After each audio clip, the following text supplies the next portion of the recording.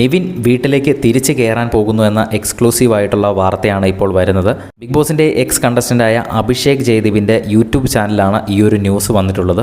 നിവിൻ്റെ big ബോസിലെ പുറത്തുള്ള കാര്യങ്ങളെല്ലാം നോക്കുന്നത് അഭിഷേക് ജയദീപാണ്.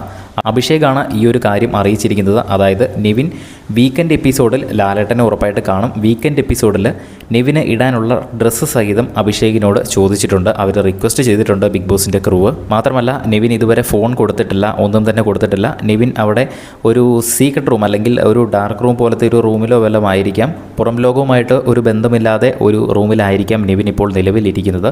അപ്പോൾ നിവിന് നിലവിൽ ഫോണൊന്നും കൊടുത്തിട്ടില്ല. അപ്പോൾ പുറത്തെ ഒരു പ്രൈമറി കോൺടാക്റ്റ് എന്ന നിലയിലാണ് അഭിഷേക് ജയദീപ് യൂട്യൂബ് ചാനലിലൂടെ സംസാരിക്കുന്നത്. നിവിൻ തീർച്ചയായിട്ടും തന്നെ തിരിച്ചെത്തും എന്നുള്ള രീതിയിലാണ് പുള്ളി സംസാരിക്കുന്നത്.